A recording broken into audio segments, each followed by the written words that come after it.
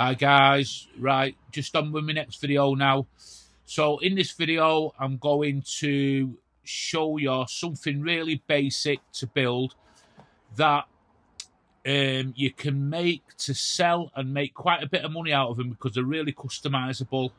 I'm just using some offcuts of the ply I had from my last project, but like I say, yeah, it's very customizable, this project. You can make them to sell, or you can make them, you know, like if you're an hobbyist like me, just to use. And I actually need one of these, and you'll see why shortly.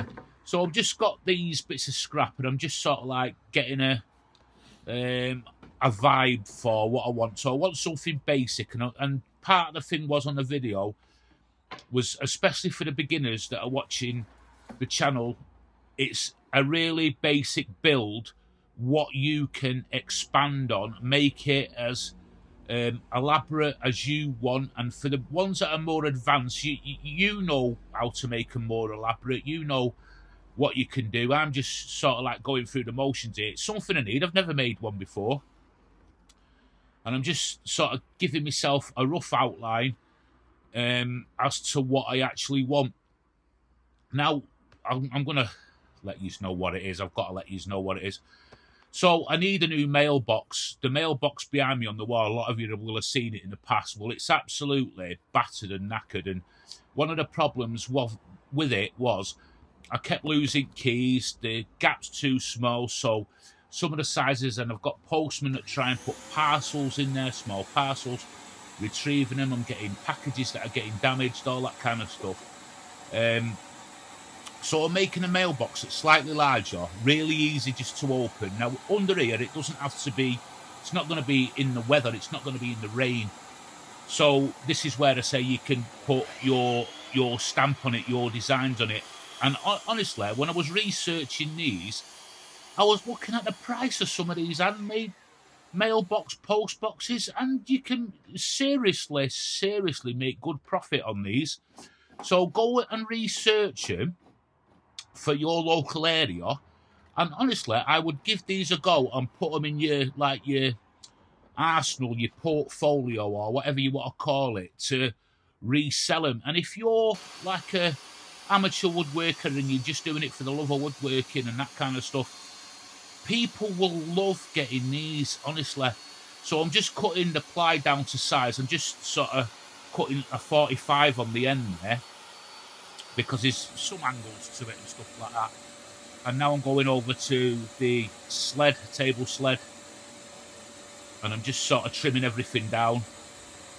But yeah, the amount of money I've seen some of these go for, I was actually sort of like gobsmacked, and I was going to do a more elaborate one, but for where I am and I'm woodworking under here and stuff like that, I just thought, no, I'll do a basic one. It's easy for the postman to put his parcels in without ramming them in and making, you know, just damaging stuff sometimes. And, you know, that's not all down to him. I know he's got to do his job. It's down to me. I should make it a bit easier for him and stuff like that. So it is easier for him. And it's easier for us to retrieve it, because we, like I say, we keep losing the keys for the locking mechanism, and we don't really need a locking mechanism on it anyway. So because of where we are, this area is like I say, it's an undercover utility area, what I'm using for my little workshop here. So it's someone's always here anyway, and where we are in this part of the world, it's, you know, nothing's going to really happen here to where we're putting it.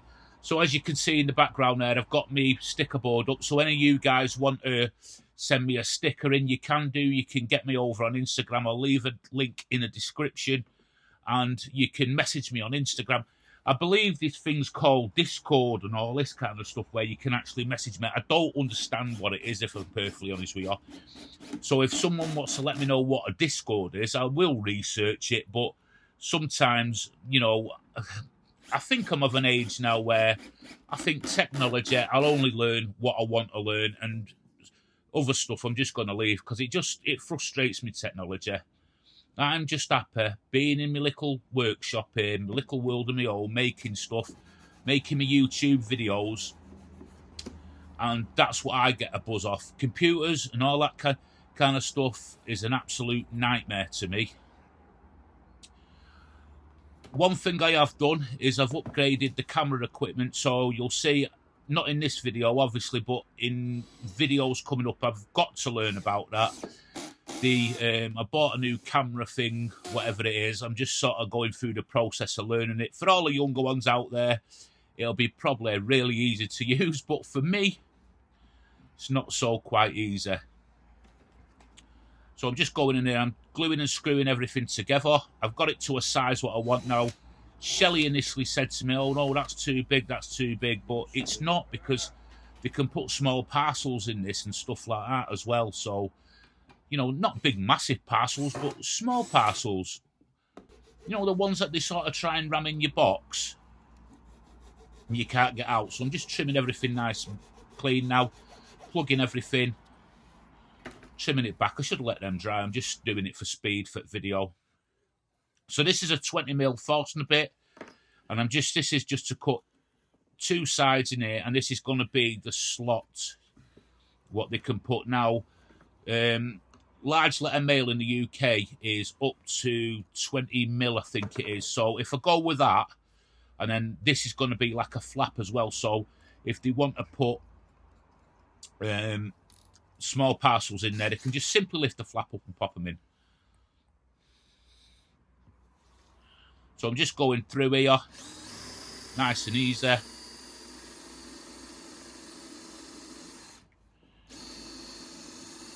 It's a bit hard to drill through this. I could have used the drill press for this. I should have done.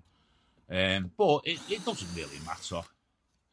So I thought I'd go in from the back to sort of save tear out, but I'd get a bit of wander there, even though I've got a mark. See, it just wander. So I just go back to the front of it. It don't really matter, because I'm not going to see that side of it anyway. And it was really hardly any tear out. So I'm just joining them two up now with the jigsaw. And I'm cutting some more plugs out of some old oak I've got.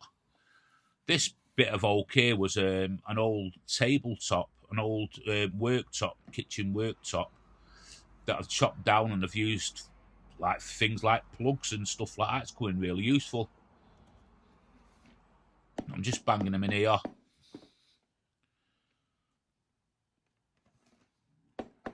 Slight tap. Here she is. Now she said she's wanting it in a... She wants to put a colour on it, which is fair enough, I suppose. So she's going in with a spirit-based jet black stained by Morels here.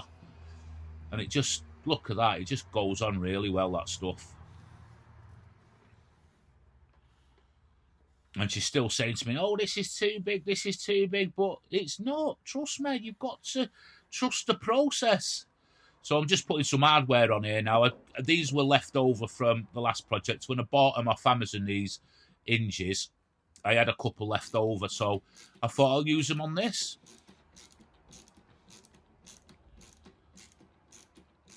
So I'm going in with an hand screwdriver here because I didn't want to strip the screws or anything. And this is the old one I'm taking off. The top section, the bottom bit weren't too bad, to be honest. Just dirty from sawdust. But the top bit is all bent and out of thing, and the lock's knackered, and basically it's too small. So there's a clear space for it. Now the wall's nice and clear for it.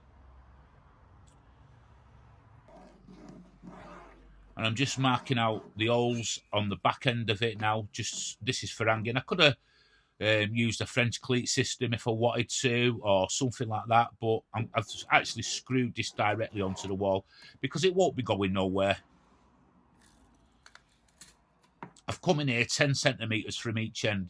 The overall, I'll put the dimensions of the actual post box into the description for you, and then you can make it to your size.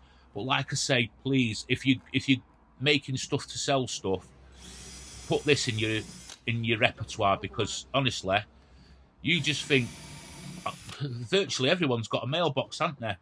So on the video here, it looks actually smaller than it is. I don't know if it's the camera angle. Camera angles play tricks sometimes. Sometimes things look a lot smaller. Sometimes things look a lot bigger. Or it's just a camera angle. So I'm just going in here with a 5mm plugs and stuff like that.